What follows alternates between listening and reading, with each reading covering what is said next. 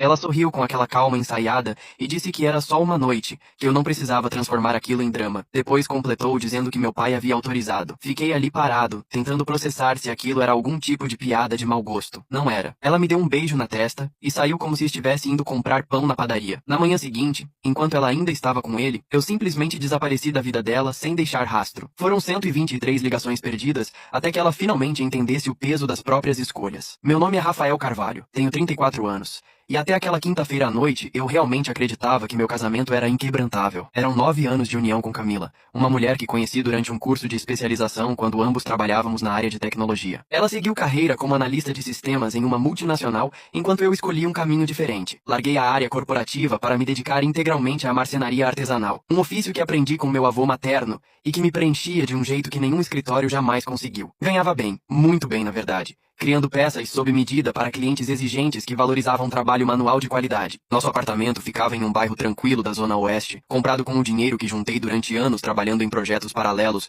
enquanto ainda estava no mundo corporativo. Era um espaço que refletia quem éramos, ou pelo menos quem eu pensava que éramos. Camila e eu havíamos construído algo sólido juntos, ou essa era a ilusão que eu mantinha intacta até aquele momento. A traição que estava prestes a explorar na minha cara não apenas destruiria nosso casamento, mas revelaria uma conspiração que envolvia a última pessoa que eu imaginaria, meu próprio pai. Tudo começou naquela quinta-feira, quando cheguei da oficina mais cedo que o habitual. Havia finalizado um projeto grande antes do prazo, e decidi surpreender Camila com um jantar especial em casa. Comprei ingredientes para fazer risoto de fungo, o prato preferido dela, uma garrafa de vinho tinto que ela adorava e rosas brancas. Quando abri a porta do apartamento, encontrei Camila em frente ao espelho do quarto se arrumando com um esmero que há meses não via. Maquiagem impecável. Vestido vermelho que eu nunca tinha visto. Salto alto que ela raramente usava em dias de semana. Perguntei para onde ela estava indo enquanto deixava as sacolas sobre a bancada da cozinha. Ela nem sequer virou o rosto na minha direção. Disse que tinha um compromisso com amigas do trabalho. Estranhei porque ela não havia mencionado nada pela manhã, nem nas mensagens que trocamos durante o dia. Estávamos juntos há 9 anos e eu conhecia cada nuance do comportamento dela. Havia algo errado na forma como evitava meu olhar. Insisti dizendo que não me lembrava dela ter comentado sobre esse compromisso. Foi quando o celular dela vibrou em cima da cama. A tela acendeu com uma mensagem que consegui ler antes que ela pegasse o aparelho. Estou esperando aqui embaixo, amor. Não demore. O mundo parou naquele instante. Senti meu estômago revirar e o ar faltar nos pulmões. Camila pegou o telefone rapidamente, mas já era tarde demais. Nossos olhares se encontraram. E o que vi nos olhos dela me chocou mais que a mensagem. Não havia culpa, não havia medo. Havia irritação pura, como se eu fosse um empecilho inconveniente em seus planos cuidadosamente elaborados. Ela suspirou e começou a falar com aquele tom condescendente que as pessoas usam quando acham que estão lidando com alguém ingênuo. Disse que eu precisava entender, que era apenas uma noite, que eu não deveria fazer disso uma tragédia grega. Repeti as palavras dela sem conseguir acreditar no que estava ouvindo. Uma noite. Ela estava me dizendo na minha cara que ia passar a noite com outro homem. Camila revirou os olhos como se minha reação fosse exagerada e dramática. Disse que o nome dele era Marcelo, que se conheceram há alguns meses através de conexões profissionais, e antes que eu começasse com o escândalo, meu pai já sabia de tudo. Mais que isso, ele havia dado total aprovação para aquela situação. Aquelas palavras me atingiram com uma força física. Meu pai, meu próprio pai sabia que minha esposa estava me traindo, e não apenas havia escondido isso de mim, como aparentemente havia encorajado. Perguntei se ela estava inventando aquilo tudo. Camila desbloqueou o celular e me mostrou uma conversa de mensagens. Ali estava. Cristalino e inegável. Meu pai, Henrique Carvalho, o homem que me criou com pulso firme e que sempre pregou valores de honra e lealdade. Escrevendo para minha esposa: filha, faça o que seu coração mandar. Rafael sempre foi teimoso em suas escolhas. Escolheu largar uma carreira promissora para trabalhar com madeira. Você merece alguém com mais visão de futuro. Apenas seja discreta para não causar constrangimentos. Li aquelas mensagens 3 vezes consecutivas. Cada leitura doía mais que a anterior. Meu pai me chamando de teimoso por ter escolhido uma profissão que amava. Meu pai dizendo que Camila merecia algo melhor. Meu pai instruindo minha esposa sobre como me trair da forma mais eficiente possível. O homem que deveria ser meu maior defensor havia escolhido o lado da traição. Camila guardou o celular na bolsa com uma expressão quase triunfante. Disse que eu podia ver que ela não estava fazendo nada às escondidas, que meu pai compreendia que ela tinha necessidades que eu não conseguia suprir. Perguntei que necessidades eram essas, sentindo a raiva começar a se misturar com uma dor profunda que me cortava por dentro. Ela respondeu com uma frieza assustadora. Disse que Marcelo era diretor de operações em uma empresa de consultoria, que tinha um apartamento em bairro nobre, carro importado e perspectivas de carreira internacional. Não que ela não gostasse de mim, mas uma mulher precisa pensar no futuro, precisa de estabilidade e ambição. A crueldade casual das palavras dela era de tirar o fôlego. Ela me olhava como se eu fosse um modelo antigo que ela havia decidido trocar por uma versão mais nova e aprimorada. Perguntei o que aconteceria quando ela voltasse no dia seguinte. Se simplesmente seguiríamos fingindo que nada havia acontecido. Camila aplicou gloss nos lábios enquanto checava a aparência no espelho pela última vez. Respondeu que exatamente, que era isso mesmo que faríamos. Disse que meu pai comentou que homens europeus mantêm amantes e ninguém cria caso, que precisávamos evoluir e entender que isso não precisava significar o fim de nada. Ela se aproximou e me beijou na testa com aquele mesmo ar casual. Senti o perfume caro que ela usava, um que eu certamente não tinha comprado para ela. Disse para eu não esperar acordado e completou dizendo que meu pai havia recomendado mantermos as aparências por enquanto, que escândalos eram desnecessários. A porta se fechou atrás dela e fiquei sozinho no meio da sala. As sacolas com os ingredientes para o jantar romântico continuavam sobre a bancada. As rosas brancas murchariam sem nunca chegarem a um vaso. E eu fiquei ali plantado, sentindo 9 anos da minha vida se desintegrarem em questão de minutos. Não chorei, não gritei, não quebrei nada. Me sentei no sofá e fiquei olhando para a parede durante horas a fio. Minha mente processava cada detalhe, cada palavra, cada traição em camadas. Camila tinha me traído deliberadamente. Meu pai não só sabia como havia dado sua bênção. As duas pessoas que deveriam estar do meu lado tinham conspirado nas minhas costas enquanto sorriam na minha cara. Por volta das 3 da madrugada, algo mudou dentro de mim. A dor se cristalizou em uma clareza gelada e precisa. A confusão deu lugar a uma determinação que eu nunca havia experimentado antes. Se eles achavam que podiam me usar como idiota e sair impunes dessa situação, estavam profundamente enganados. Me levantei do sofá e comecei a agir de forma metódica e calculada. Abri o notebook e acessei todas as nossas contas bancárias. O apartamento estava integralmente no meu nome porque eu havia dado a entrada completa, usando as economias que juntei ao longo de anos. O carro também era meu, comprado antes mesmo de conhecer Camila. Ela nunca havia contribuído significativamente para nosso patrimônio comum, embora eu tivesse bancado seus cursos de especialização, viagens e diversos caprichos ao longo dos anos. Peguei uma mala grande do armário e comecei a separar o essencial: roupas, documentos importantes, ferramentas de trabalho que mantinha em casa, fotografias antigas de família que não envolviam Camila. Todo o resto poderia ficar. Não queria nada que me lembrasse dela ou daquela farsa de casamento. Às 6 horas da manhã, eu tinha tudo organizado. Antes de sair, tomei as providências necessárias. Alterei todas as senhas das contas bancárias, cancelei os cartões de crédito adicionais que ela usava livremente e transferi todo o dinheiro da nossa conta conjunta para uma conta pessoal que havia mantido separada desde antes do casamento. Não era uma fortuna, mas era meu por direito. Deixei minha aliança de casamento sobre a mesa de centro da sala. Não escrevi bilhete, não deixei explicação, simplesmente evaporei da vida dela. Meu primeiro destino foi o apartamento do meu melhor amigo Lucas, que morava do outro lado da cidade. Quando contei o que havia acontecido, a reação dele foi de fúria absoluta. Ele ficou repetindo incrédulo que meu próprio pai tinha participado daquilo, que era impossível que um pai fizesse algo assim com o filho. Expliquei que não só era possível, como havia acontecido bem na minha frente. Lucas me ofereceu ficar no apartamento dele pelo tempo que fosse necessário. Aceitei com gratidão genuína. Naquela manhã, enquanto Camila provavelmente ainda estava nos braços do amante dela, eu estava reconstruindo minha vida do zero. As ligações começaram por volta do meio-dia. Primeiro foi Camila. Uma chamada, depois 2, 5, 15. Não atendi nenhuma. Os mensagens começaram a chegar em sequência, perguntando onde eu estava, por que não atendia, dizendo que aquilo era infantil e irracional da minha parte. O tom dela evoluiu da confusão para a irritação em poucas horas. Às 4 da tarde, meu pai entrou em cena. Filho, a Camila está preocupada com você. Onde você se meteu? Preciso que volte para casa e conversemos como homens adultos. Também não respondi. Às 7 da noite, meu celular marcava 62 chamadas perdidas das duas pessoas. Lucas observava tudo com uma mistura de espanto e admiração. Perguntou se eu não ia responder para eles. Respondi que não havia nada para ser dito. Eles fizeram suas escolhas. Eu estava fazendo as minhas. Naquela noite dormi melhor do que havia dormido em meses. Não sentia ansiedade nem dúvida. Apenas uma paz estranha de quem finalmente havia retomado o controle da própria existência. Na manhã seguinte, o contador de chamadas perdidas tinha chegado a 89. As mensagens de Camila haviam mudado drasticamente de tom. Não havia mais irritação. Agora era pânico puro. Rafael, por favor, precisamos conversar urgentemente. Não consigo acessar nenhuma conta bancária. Por que cancelou meus cartões? Seu pai está desesperado tentando falar com você. Meu pai também havia intensificado os esforços. Filho, isso já passou dos limites. Camila me ligou chorando. Você abandonou sua casa sem avisar ninguém. Preciso que volte imediatamente para resolvermos essa situação em família. Em família. A hipocrisia era tão grande que beirava o cômico. No domingo pela manhã, o número de ligações havia ultrapassado a 123. Foi então que decidi fazer meu primeiro movimento real. O que nenhum dos dois sabia era que eu havia guardado capturas de tela detalhadas daquelas mensagens onde meu pai autorizava explicitamente a infidelidade da minha esposa. Também havia recuperado conversações antigas do backup do celular de Camila, que ela achava que estavam deletadas. Mensagens com Marcelo que datavam de 5 meses atrás. A traição não era recente. Vinha acontecendo debaixo do meu nariz, enquanto eu trabalhava 14 horas por dia para manter o padrão de vida que ela tanto apreciava. Naquela manhã de domingo, estava sentado no escritório de uma advogada especializada em direito de família, com todas as evidências organizadas em pastas digitais e físicas. A advogada revisou todo o material com atenção profissional. Disse que eu tinha um caso extremamente sólido. A infidelidade estava documentada de forma irrefutável, e considerando que a propriedade estava integralmente no meu nome e que eu poderia demonstrar ter contribuído com a totalidade dos bens significativos, o processo deveria seguir favoravelmente aos meus interesses. Apenas assenti em silêncio. Aquilo nunca foi sobre dinheiro ou propriedades. Era sobre dignidade. Era sobre mostrar para eles que o marceneiro que tanto desprezavam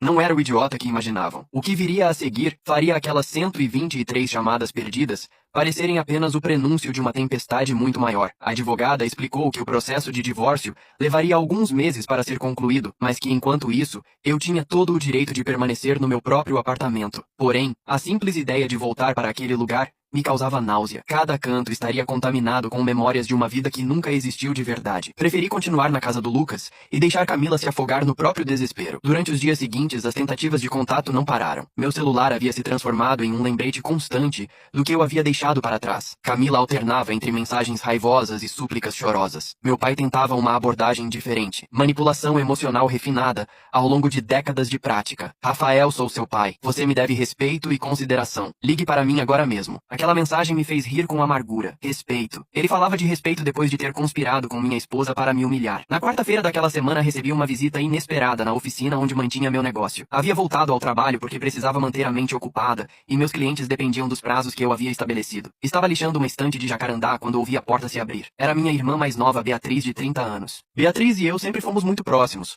Ela trabalhava como professora de literatura em uma escola particular. Era casada com um homem decente chamado Tiago e tinha um filho pequeno de 4 anos. Diferente do nosso pai, Beatriz havia herdado a sensibilidade e empatia da nossa mãe, que faleceu quando éramos ainda crianças. Beatriz se aproximou com expressão preocupada. Perguntou o que diabos estava acontecendo porque papai estava em estado de pânico e Camila não parava de ligar para ela chorando. Ninguém entendia nada. Larguei a lixa sobre a bancada e olhei direto para ela. Perguntei se nosso pai havia contado a versão dele. Ela balançou a cabeça negativamente. Disse que papai apenas repetia que eu havia enlouquecido e abandonado minha esposa sem motivo aparente. Claro, meu pai estava controlando a narrativa, se apresentando como a parte inocente dessa história toda. Peguei meu celular e mostrei para Beatriz as capturas de tela, as mensagens entre Camila e Marcelo, as fotos comprometedoras e, principalmente, a conversação onde nosso pai dava permissão explícita para que minha esposa me traísse. O rosto da minha irmã passou por várias transformações enquanto lia tudo. Confusão, descrença, horror e finalmente uma raiva que poucas vezes eu tinha visto nela. Ela sussurrou que aquilo não podia ser verdade,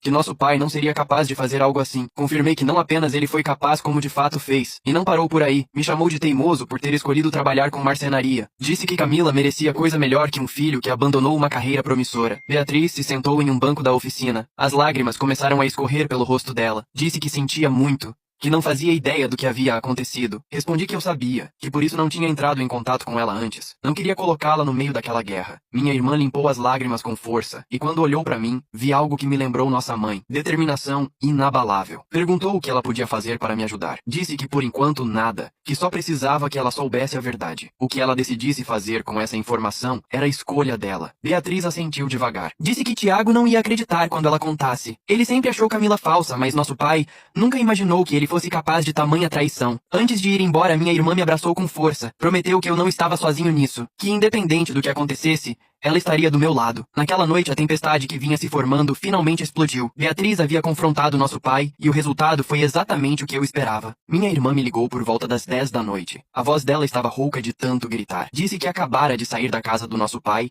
e que a situação era pior do que imaginávamos. Perguntei o que aconteceu. Ela contou que quando mostrou as mensagens para ele, nosso pai primeiro negou tudo dizendo que eram montagens. Quando Beatriz explicou que eu mesmo havia fornecido as evidências, ele mudou de estratégia. Disse que fez aquilo pelo meu bem, que Camila ia me deixar de qualquer forma, e ele apenas tentou suavizar o impacto. A ginástica mental do meu pai era impressionante. Perguntei o que minha irmã havia respondido. Ela disse que chamou ele de mentiroso e traidor, que nossa mãe estaria envergonhada se estivesse viva para ver o que ele tinha feito. Beatriz fez uma pausa. Disse que então nosso pai soltou algo que ela não conseguia tirar da cabeça. Perguntei o que. Ela respirou fundo e repetiu. Nosso pai disse que eu sempre fui a decepção dele, que ele esperava que o filho homem se tornasse alguém importante, um executivo, um empresário de sucesso. Em vez disso, escolhi ser marceneiro como meu avô. Disse que Camila merecia um homem com ambição real, não alguém que se contentava em trabalhar com as mãos fazendo móveis. As palavras do meu pai, repetidas pela minha irmã, Deveriam ter me destroçado. Curiosamente, só confirmaram o que eu já suspeitava. Para ele, eu nunca tinha sido suficiente. Minha profissão, que me enchia de orgulho e me conectava com a memória do meu avô,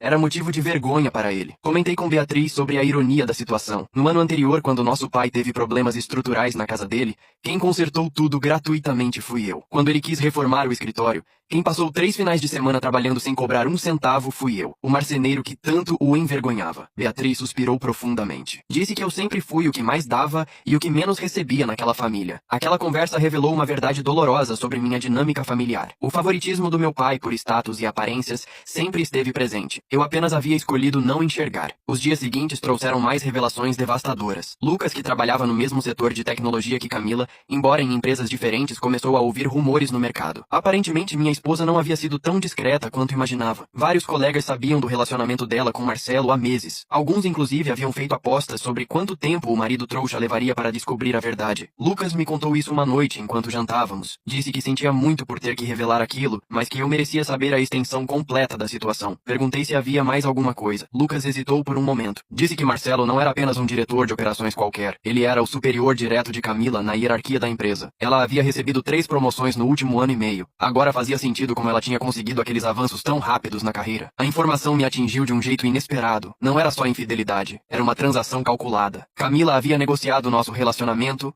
nosso casamento, por progressão profissional. E meu pai, que supostamente deveria me proteger, havia sido cúmplice ativo dessa traição toda. Na sexta-feira daquela semana, exatamente uma semana depois de Camila ter saído para passar a noite com Marcelo, recebi a primeira comunicação direta dela que não fosse ligação ou mensagem desesperada. Era um e-mail formal, claramente redigido, com a ajuda de alguém com conhecimento jurídico. Rafael, seu comportamento na última semana tem sido completamente irracional e prejudicial. Você abandonou o lar conjugal sem aviso prévio, cancelou contas bancárias compartilhadas de forma unilateral, recusou qualquer tipo de comunicação. Isso configura abandono de lar e possivelmente abuso financeiro. Exijo que restabeleça imediatamente o acesso às contas e que nos encontremos para discutir essa situação como pessoas adultas e civilizadas. Caso contrário, serei forçada a tomar medidas legais cabíveis. Camila. Li aquele e-mail 4 vezes seguidas com incredulidade crescente. A mulher que me traiu com a aprovação do meu pai agora me ameaçava com ações legais. A audácia era quase admirável na sua completa falta de noção. Encaminhei o e-mail para minha advogada, que respondeu em menos de 2 horas. Disse para eu não me preocupar. Tínhamos documentação sólida da infidelidade. As ameaças dela não tinham fundamento legal algum. Prosseguiríamos com o divórcio conforme planejado. Naquela mesma tarde, tomei uma decisão importante. Era hora de visitar o apartamento que tecnicamente ainda era meu. Não para confrontar Camila,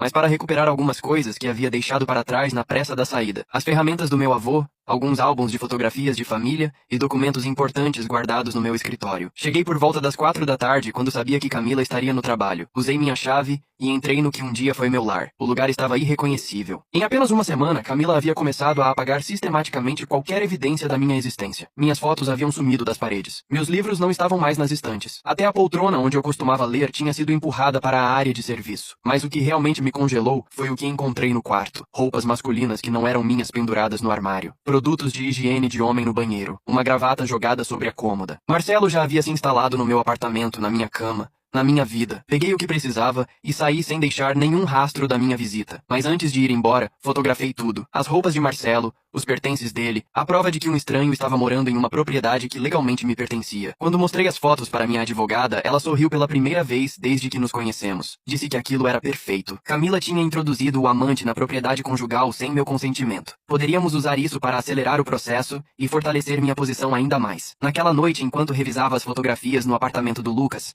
meu telefone tocou. Não era Camila nem meu pai. Era um número desconhecido. Contra meu melhor instinto, atendi. Uma voz masculina perguntou se estava falando com Rafael Carvalho. Perguntei quem estava na linha. A voz se identificou como Marcelo Ribeiro e disse que precisávamos conversar. O homem que tinha dormido com minha esposa, que havia invadido meu apartamento, que tinha destruído meu casamento, queria ter uma conversa comigo. A ironia da situação era quase poética. Respondi friamente que não tinha absolutamente nada para dizer a ele. Marcelo insistiu, dizendo que entendia que eu estivesse chateado, mas que Camila estava muito abalada. Meu pai também. Eles só queriam resolver aquilo de maneira civilizada. Repeti a palavra civilizada, sentindo a raiva ferver sob minha calma aparente. Ele havia se deitado com minha esposa durante meses, se mudado para meu apartamento, e agora queria ser civilizado. Marcelo tentou se defender, dizendo que as coisas entre Camila e eu já estavam ruins antes dele aparecer. Que ela não era feliz, que meu pai tinha confirmado isso para ele. Ali estava novamente meu pai, o fio condutor de toda aquela traição. Disse para Marcelo me ouvir com muita atenção. Não me importava o que meu pai ou Camila haviam contado para ele. Aquele apartamento era meu. Se ele não desocupasse o imóvel nas próximas 48 horas,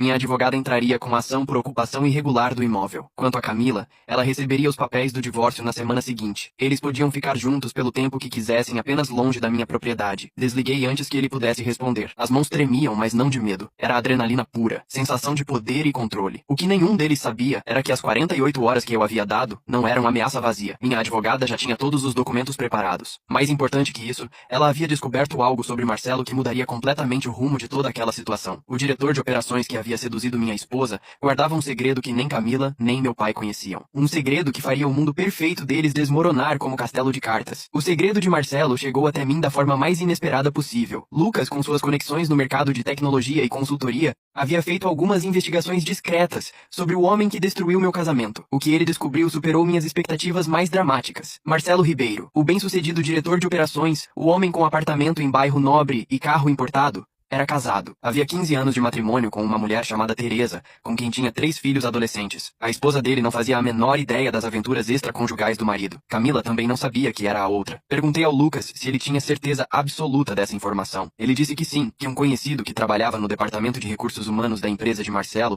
havia confirmado tudo. Marcelo mantinha uma vida dupla perfeitamente orquestrada. A esposa acreditava que ele viajava constantemente a trabalho, quando na verdade passava esses períodos com suas amantes. Camila não era a primeira. Tinham existido pelo menos 4 antes dela. A informação era devastadora, porém não para mim, para Camila. A mulher que havia abandonado um casamento estável por algo supostamente melhor não passava de mais uma conquista na lista de um homem comprometido. Meu primeiro impulso foi usar aquela informação imediatamente, mas minha advogada aconselhou paciência. Sugeriu guardarmos aquilo como carta na manga. Primeiro resolveríamos o divórcio. Depois eu poderia decidir o que fazer com esse conhecimento. Aceitei o conselho dela, embora a tentação de ligar para Camila e explodir a fantasia dela fosse quase irresistível. Enquanto isso, as 48 horas que dei para Marcelo desocupar meu apartamento haviam passado sem nenhuma movimentação. Conforme prometido, minha advogada apresentou notificação formal exigindo a saída imediata de qualquer pessoa não autorizada da minha propriedade. A resposta de Camila foi completamente previsível. Mais ligações desesperadas, mais mensagens me acusando de ser cruel e desumano. No domingo daquela semana,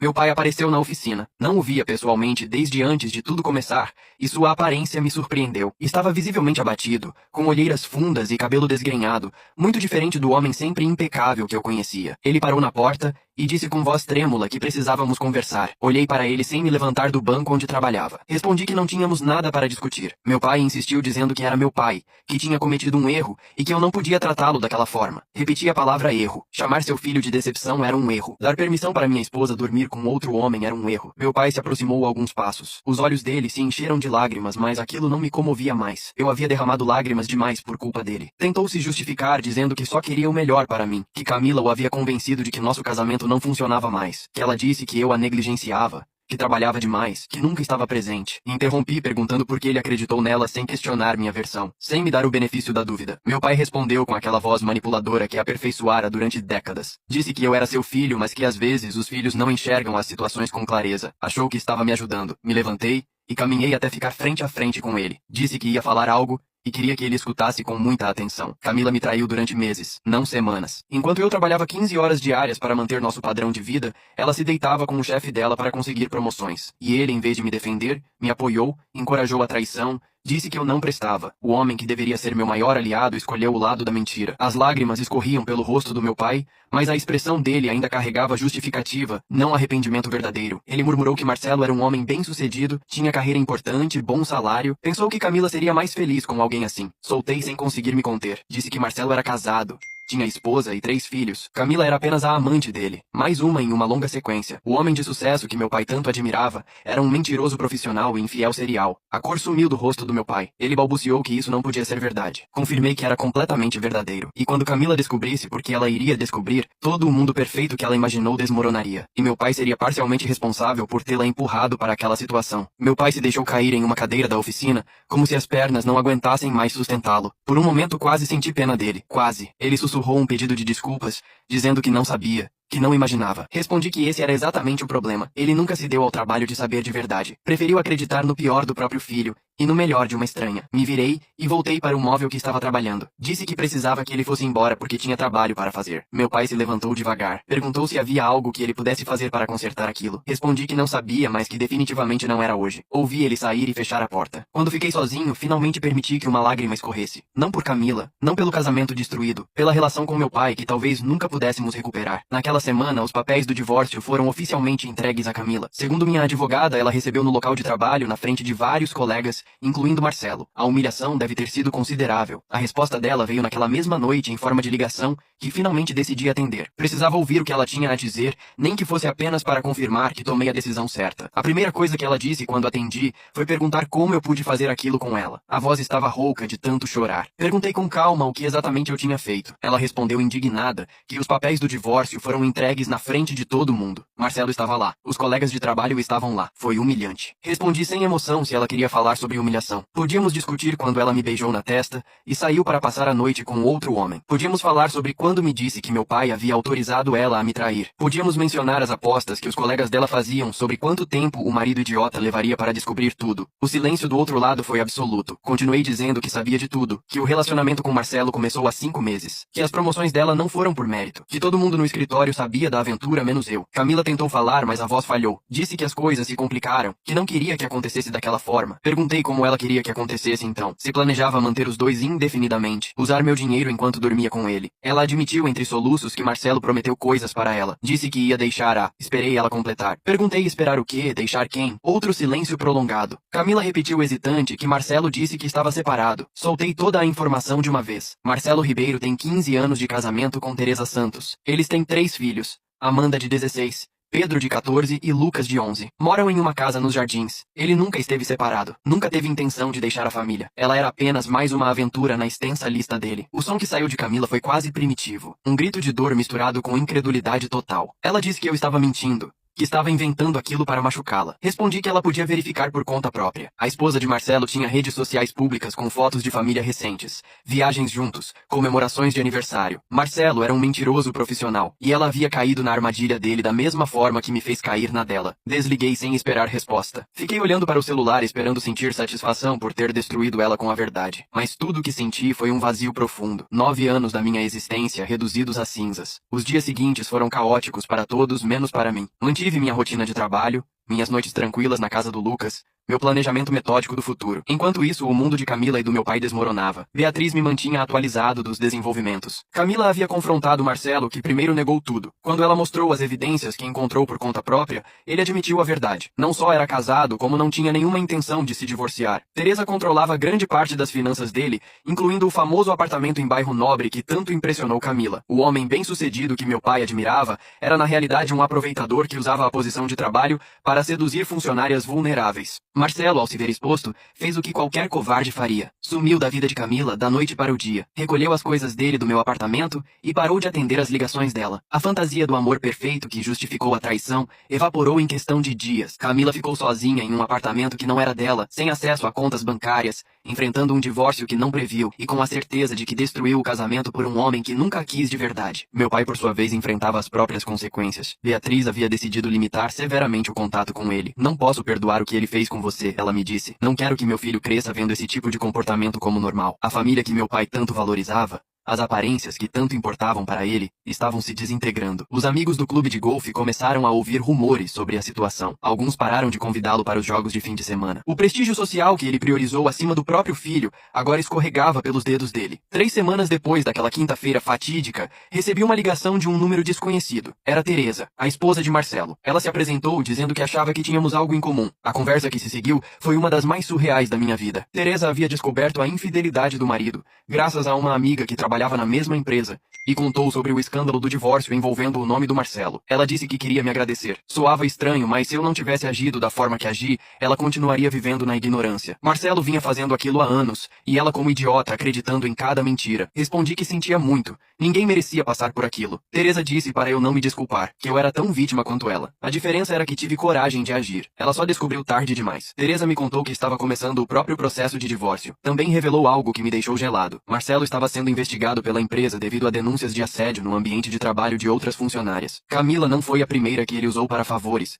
e algumas das anteriores decidiram falar. O castelo de cartas de Marcelo não estava apenas caindo, estava pegando fogo até os alicerces. Quando desliguei com Teresa, fiquei olhando pela janela do apartamento do Lucas. A cidade brilhava com as luzes do entardecer, indiferente aos dramas humanos que se desenrolavam em cada esquina. Havia passado menos de um mês desde que minha vida implodiu, e ainda assim ali parado, contemplando o horizonte, não sentia devastação. Sentia algo parecido com paz. A paz de saber que agi com integridade, que não me rebaixei ao nível deles. Que deixei a verdade fazer o trabalho por mim. Mas a história estava longe de terminar. O que viria nas próximas semanas testaria essa paz de formas que eu não conseguia prever. E já que chegamos nesse ponto da história, gostaria de fazer um convite especial para você que está acompanhando até aqui. Se essa jornada está tocando seu coração de alguma forma, se você está sentindo as emoções que estou compartilhando, deixe sua inscrição no canal. Mas não quero apenas que você se inscreva. Quero saber de você. Me conta nos comentários. Você já passou por alguma situação onde pessoas que deveriam te proteger acabaram te traicionando? Como você lidou com isso? Que lições levou dessa experiência? Sua história pode ajudar outras pessoas que estão passando pelo mesmo. Vamos construir aqui uma comunidade de pessoas que entendem que recomeçar depois da traição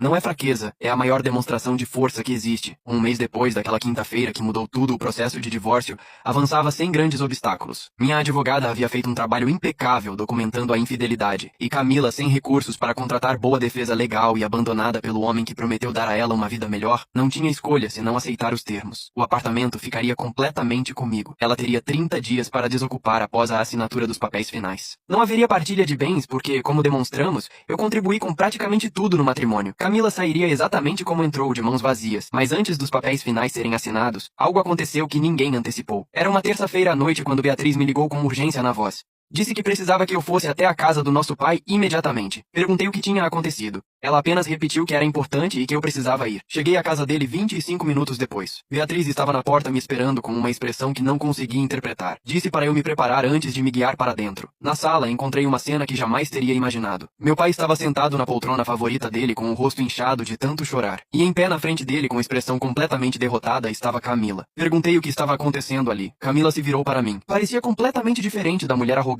que me beijou na testa antes de sair com o amante. Tinha olheiras profundas, cabelo desgrenhado e havia emagrecido de forma preocupante. Mas o que mais me chocou foi a expressão dela, derrota absoluta. Meu pai disse com voz trêmula que Camila tinha vindo contar algo que ele achava que eu deveria ouvir. Olhei para Beatriz, que confirmou com um aceno sutil. Cruzei os braços e me apoiei no batente da porta. Disse que estava ouvindo. Camila respirou fundo como se lhe custasse oxigênio. Disse que Marcelo foi demitido há 4 dias. As denúncias de assédio finalmente chegaram aos executivos principais. Mas não era só isso. Ela fez uma pausa, as mãos tremendo visivelmente. Antes de ser demitido, ele esvaziou a conta bancária conjunta que tínhamos aberto. Roubou quase 55 mil reais. Todas as economias que juntei nos últimos 3 anos. A ironia era tão perfeita que quase soltei uma risada. Camila, que me traiu por um homem com melhor situação financeira, acabou sendo roubada por esse mesmo homem. Perguntei com frieza o que ela esperava que eu fizesse com essa informação. Ela respondeu baixando o olhar que nada. Que não esperava nada. Só veio dizer ao meu pai a verdade. Toda a verdade. Perguntei que verdade era essa. Meu pai interveio então, a voz completamente quebrada. Disse que Camila confessou que ela foi quem o manipulou. Durante meses encheu a cabeça dele de mentiras sobre mim. Disse que eu era frio, distante, que negligenciava ela. Convenceu ele de que a infelicidade dela era minha culpa. Olhei para Camila, que não levantava os olhos do chão. Perguntei se aquilo era verdade. Ela confirmou. Disse que queria justificar o que estava fazendo com Marcelo. Precisava que alguém da minha família estivesse do lado dela caso tudo viesse à tona. Meu pai era o alvo perfeito porque sempre quis algo diferente para mim além de ser marceneiro. Ela usou isso contra ele, contra mim. O silêncio que se instalou era denso, quase físico. Meu pai chorava silenciosamente com as mãos cobrindo o rosto. Beatriz observava tudo com expressão indecifrável. E eu fiquei ali processando a magnitude da manipulação que sofri não apenas da minha esposa, mas através do meu próprio pai. Camila continuou. Disse que tudo que falou sobre mim, as reclamações, as críticas, os comentários sobre meu trabalho eram mentiras, que nunca a negligenciei, que eu fui um bom marido. Ela simplesmente queria mais. Mais dinheiro, mais status, mais emoção. Quando Marcelo apareceu oferecendo tudo isso, ela não pensou 2 vezes em destruir o que tínhamos. Perguntei por que estava me contando aquilo agora, o que ganhava confessando tudo. Camila finalmente levantou o olhar. Os olhos estavam vazios, sem nenhum rastro da arrogância que antes a definia. Disse que não ganhava nada, já tinha perdido tudo. O emprego, o dinheiro, o relacionamento com Marcelo, o apartamento onde morava porque não conseguia pagar o aluguel. Teve que voltar para a casa dos pais. Mas o mais importante que perdeu fui eu. E isso foi culpa exclusivamente dela. Não veio pedir perdão porque sabia que não merecia. Veio porque meu pai merecia saber a verdade sobre como ela o usou. Me virei para meu pai. Perguntei se ele acreditava nela. Ele assentiu lentamente, as lágrimas escorrendo sem controle. Disse que sentia muito, que foi um idiota. Deixou aquela mulher envenenar ele contra mim, contra o próprio filho. Tudo por preconceitos estúpidos sobre minha profissão, sobre o que ele considerava sucesso. A raiva que senti pelo meu pai durante semanas começou a se transformar em algo mais complexo. Não era perdão, ainda não. Mas era o reconhecimento de que ele também foi vítima da manipulação de Camila, mesmo que seus próprios preconceitos tenham facilitado o trabalho dela. Disse que o que ele fez foi imperdoável. Tomou o lado de uma estranha contra o próprio filho. Me chamou de decepção. Deu permissão para minha esposa destruir meu casamento. Meu pai soluçou que sabia, que se pudesse voltar no tempo, mudaria tudo. Interrompi dizendo que ele não podia voltar, mas podia aprender. Podia entender que sucesso não se mede em cargos nem em salários. Podia valorizar as pessoas pelo que são, e não pelo que têm. Beatriz se aproximou e colocou a mão no ombro do nosso pai. Disse que eu estava certo. Nossa mãe era enfermeira, lembrou ele, e foi a melhor pessoa que conhecemos. Eu herdei isso dela e não dele, e ele quase me perdeu por causa dos preconceitos. Meu pai assentiu incapaz de falar. Me virei para Camila, que continuava parada no meio da sala como um fantasma do que foi. Disse que a confissão dela não mudava nada. O divórcio seguiria exatamente como planejado. Ela teria os 30 dias para sair do meu apartamento assim que os papéis fossem assinados. O que fizesse depois disso não era mais problema meu. Ela disse que sabia. Não esperava que eu mudasse de ideia. Respondi que então aquela conversa estava encerrada. Camila pegou a bolsa e caminhou até a porta. Antes de sair, parou e me olhou uma última vez. Disse que, pelo que valia, esperava que eu encontrasse alguém que me merecesse. Ela claramente não era essa pessoa. Não respondi. Vi ela sair e fechar a porta. Com aquele clique, soube que aquele capítulo da minha vida tinha finalmente terminado. As semanas seguintes trouxeram as mudanças que tanto esperei. Os papéis do divórcio foram assinados sem complicações. Camila cumpriu a palavra e desocupou o apartamento no prazo combinado. Não sei para onde foi e honestamente não me importava. Minha relação com meu pai começou um processo lento de reconstrução. Não foi fácil. Havia dor demais.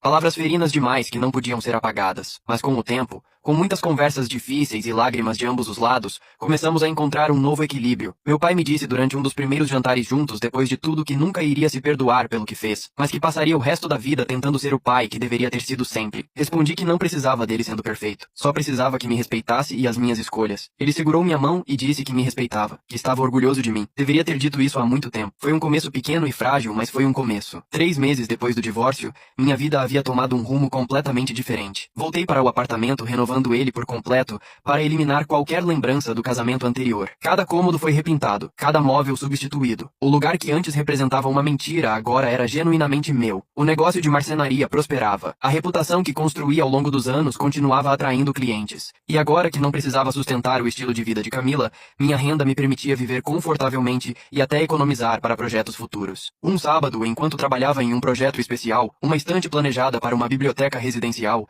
recebi visita inesperada na oficina. Era uma mulher de aproximadamente 32 anos, cabelo preto preso em rabo de cavalo simples, vestida com calça jeans e blusa básica. Nada pretensioso, nada ostensivo. Ela perguntou da porta se eu era Rafael Carvalho. Confirmei e perguntei como podia ajudar. Ela se apresentou como Juliana Mendes. Disse que uma conhecida recomendou meu trabalho. Precisava restaurar uma peça antiga que pertenceu ao avô dela. Disseram que eu era o melhor nisso. Me limpei e me aproximei. Perguntei que tipo de peça. Juliana mostrou fotos no celular de um baú antigo, visivelmente danificado pelo tempo, mas com potencial evidente. Disse que sabia que estava em péssimo estado, mas tinha valor sentimental imensurável. O avô dela usava para guardar ferramentas e faleceu no ano anterior. Algo na forma como ela falou do avô, com carinho genuíno e sem afetação, me pareceu refrescante. Depois de meses cercado por falsidade e manipulação, a autenticidade dela era como água fresca em dia quente. Disse que podia restaurar. Levaria algumas semanas, mas ficaria em ótimo estado. O rosto dela se iluminou com um sorriso sincero. Disse que eu não fazia ideia do quanto aquilo significava para ela. Acertamos os detalhes, e ela prometeu trazer a peça na semana seguinte. Antes de ir embora, parou na porta e observou a oficina com interesse genuíno. Comentou que era um lugar incrível. Dava para perceber que eu amava o que fazia. Respondi que era o ofício da minha família. Meu avô me ensinou tudo. Juliana sorriu novamente. Disse que isso era lindo. Poucas pessoas hoje valorizam tradições familiares. Se despediu e foi embora me deixando com uma sensação estranha no peito. Não era amor. Ainda não. Nem mesmo atração romântica definida. Era algo mais simples e mais poderoso. A possibilidade de algo verdadeiro. Enquanto havia se afastar, pensei em tudo que perdi e tudo que ganhei nos últimos meses. Um casamento destruído pela traição. Uma relação com meu pai quase arruinada por manipulação. Mas também uma clareza nova sobre quem eu era e o que valia. O marceneiro que meu pai e Camila desprezaram. continuava de pé, e pela primeira vez em muito tempo, olhava para o futuro com esperança em vez de medo. Mas a vida, como aprendi dolorosamente, nunca para de surpreender, e a próxima surpresa bateria na minha porta de forma completamente inesperada. 6 meses haviam passado desde o divórcio. Minha vida encontrou um ritmo novo, mais tranquilo, mais autêntico. A oficina prosperava. A relação com meu pai melhorava gradualmente. Beatriz e sua família se tornaram minha rede de apoio mais próxima. E então, havia Juliana. O que começou como relação profissional, ela trazendo o baú do avô para a restauração, se transformou lentamente em algo mais. Nossas conversas durante as visitas à oficina se estendiam cada vez mais. Descobri que era arquiteta especializada em restauração de patrimônio histórico, que morava sozinha com um cachorro resgatado, que valorizava a simplicidade acima de aparências. Minha ex me deixou porque eu não tinha ambição suficiente. Ela me contou um dia enquanto eu trabalhava nos detalhes do baú. Disse que me contentar em ser arquiteta de projetos sociais era desperdiçar meu diploma. Soltei uma risada amarga.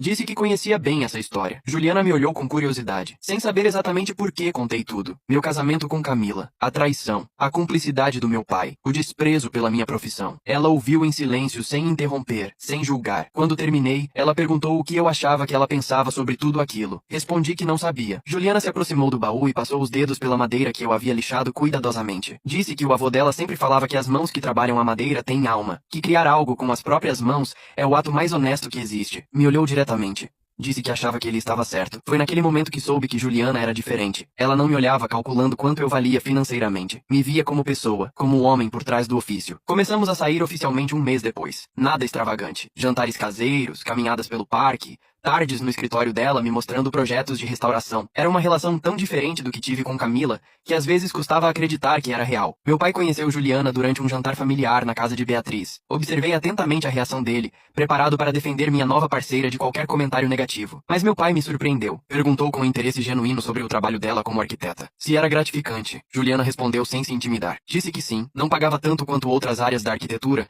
mas cada prédio histórico que ajudava a preservar fazia tudo valer a pena. Meu pai assentiu lentamente. Disse que a mãe dele, minha avó, era costureira. Trabalhava com as mãos como eu. Ele costumava achar que aquilo era menos importante. Levou quase perder tudo para entender o quão errado estava. Juliana me olhou brevemente antes de responder. Disse que todos cometemos erros. O importante é aprender com eles. Naquela noite, enquanto ajudava Beatriz na cozinha, minha irmã me deu uma cotovelada cúmplice. Disse que gostava de Juliana, que ela era real, não como a outra. Respondi que sabia, sentindo um calor no peito que tinha esquecido que existia. Mas como disse antes, a vida nunca para de surpreender. Foi numa quinta-feira comum quando recebi a ligação. Um número desconhecido que normalmente teria ignorado, mas algo me fez atender. Uma voz feminina que reconheci imediatamente. Camila. Perguntei o que ela queria. Disse que precisava me ver, que era importante. Respondi que não tínhamos nada para discutir. Ela insistiu com a voz quebrando. Implorou por apenas 5 minutos. Contra meu melhor julgamento, aceitei encontrá-la em uma cafeteria pública. Juliana, quando contei, me apoiou sem questionar. Disse que eu precisava fechar aquele capítulo completamente, que ela estaria ali quando eu voltasse. A Camila que encontrei naquela cafeteria era uma sombra da mulher que conheci. Havia envelhecido anos em meses. A roupa antes impecável agora estava gasta. As mãos tremiam ao redor da xícara de café. Ela agradeceu por eu ter ido. Disse que tinha 5 minutos. Camila respirou fundo. Disse que estava doente. Depressão severa. Estava em tratamento há meses. Perdeu o emprego há 8 semanas porque não conseguia funcionar. Teve que se mudar definitivamente para a casa dos pais porque não podia pagar aluguel. Ouvi sem interromper, sem sentir a satisfação vingativa que talvez devesse sentir. Ela continuou dizendo que Marcelo destruiu a vida dela, mas que antes ela destruiu a minha, a do meu pai,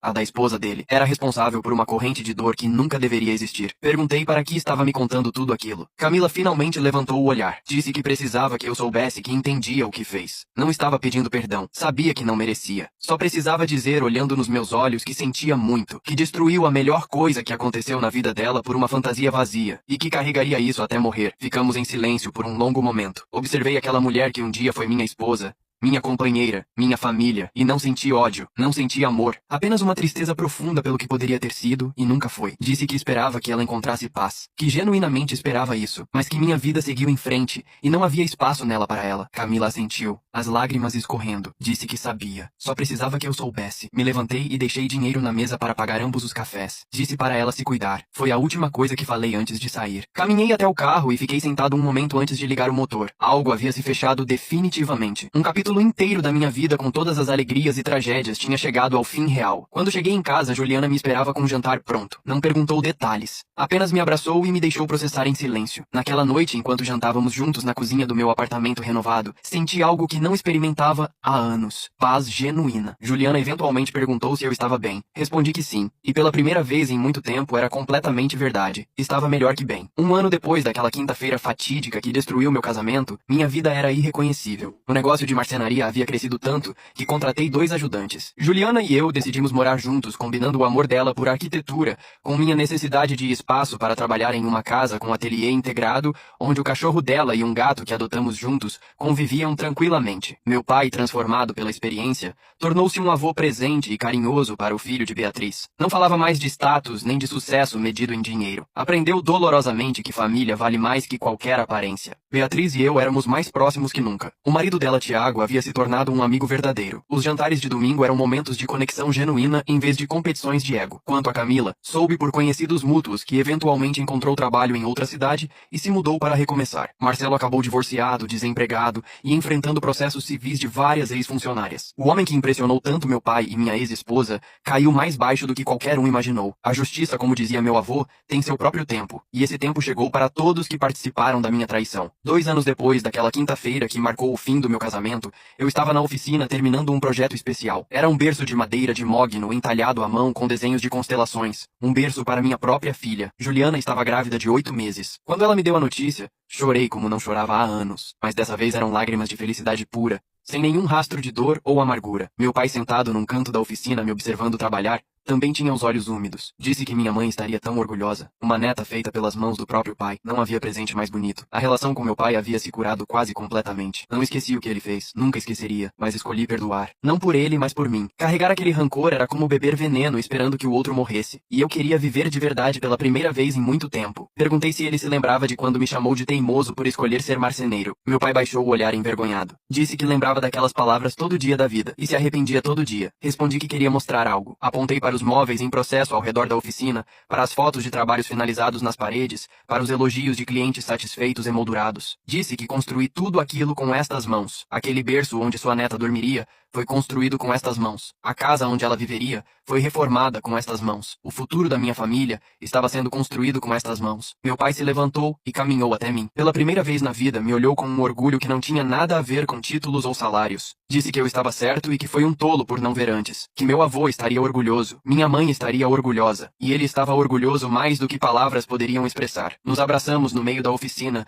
rodeados pelo aroma de madeira e verniz que definiu gerações de homens da família. Era um momento de cura que demorou demais, mas finalmente chegou. O casamento com Juliana foi exatamente como queríamos. Pequeno, íntimo, sem ostentações. Casamos no jardim da nossa casa, cercados de família próxima e amigos verdadeiros. Beatriz foi minha testemunha chorando de felicidade durante toda a cerimônia. Meu pai sentou na primeira fila segurando a mão do neto, o filho de Beatriz que carregava as alianças. Não houve fotógrafos caros nem festas elaboradas. Houve comida feita em família, música de uma playlist que montamos juntos e risadas genuínas que ecoaram até tarde da noite. Juliana perguntou, enquanto dançávamos sob as luzes que penduramos nas árvores, se eu era feliz. Respondi que mais do que achei possível. Há 2 anos pensei que minha vida tinha acabado. Descobri que estava apenas começando. Ela sorriu e apoiou a cabeça no meu ombro. Disse que às vezes as piores coisas que acontecem conosco se revelam as melhores. Ela tinha razão. Se Camila não tivesse me traído, se meu pai não tivesse mostrado quem realmente era, eu continuaria preso em uma vida de mentiras e aparências. Continuaria buscando a aprovação de pessoas que nunca me valorizaram pelo que realmente sou. A traição me libertou. A dor me fortaleceu. A perda me ensinou a valorizar o que realmente importa. Alguns meses atrás, soube pela Beatriz que Camila tentou contatar meu pai. Queria saber como eu estava. Se era feliz. Meu pai, para seu crédito, respondeu com firmeza. Meu filho está melhor do que nunca e não precisa saber nada sobre você. Marcelo, segundo boatos, terminou trabalhando como vendedor em uma loja de materiais de construção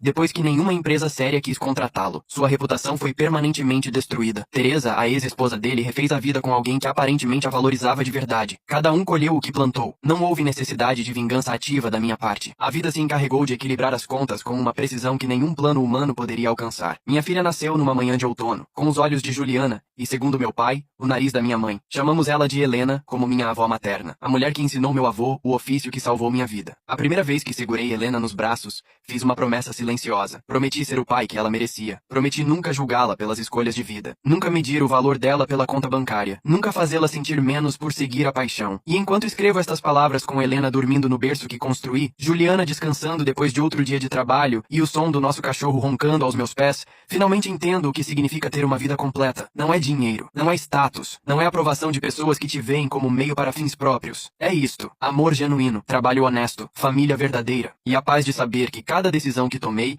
me trouxe exatamente onde deveria estar. Naquela quinta-feira, quando Camila me beijou na testa e saiu com outro homem dizendo que meu pai autorizou, pensei que era o fim de tudo. Descobri que foi o começo de tudo que realmente valia a pena. Às vezes me perguntam como superei a traição da minha esposa e do meu próprio pai. A resposta é simples: não superei. Transformei. Peguei a dor e converti em combustível para construir uma vida melhor. Peguei a humilhação e usei como lembrete de nunca permitir que ninguém me fizesse sentir inferior. E se há algo que essa experiência me ensinou, é isto: as pessoas que te menosprezam pelo que fazes com as mãos nunca mereceram o trabalho do teu coração. Meu avô costumava dizer que a madeira tem memória, que guarda as histórias de quem a trabalha. Se isso for verdade, então cada móvel que criei conta a história de um homem que foi traído, mas não quebrado, que foi humilhado, mas não derrotado, que perdeu um casamento, mas ganhou uma vida. E essa, acredito eu, é a melhor história que estas mãos poderiam contar. E agora, chegando ao fim dessa jornada intensa, queria fazer um convite especial e genuíno para você. Se essa história tocou seu coração de alguma forma, se você viu um pedaço da sua própria vida refletida aqui, se sentiu as emoções que compartilhei, deixe a sua inscrição no canal. Não apenas por apertar um botão, mas para fazer parte de uma comunidade que entende que reconstruir depois da traição não é fraqueza, é coragem. Que começar de novo não é desistir, é escolher viver. Me conta nos comentários. Você já passou por uma traição de alguém que deveria te proteger? Como você lidou com isso? Que lições você carrega até hoje? Sua história pode ser exatamente o que outra pessoa precisa ler hoje para ter coragem de recomeçar. Gostou do vídeo? O que aprendeu com essa história? Deixa aqui embaixo suas reflexões. Vamos criar juntos um espaço onde as pessoas entendem que valer-se é o primeiro passo para ser valorizado.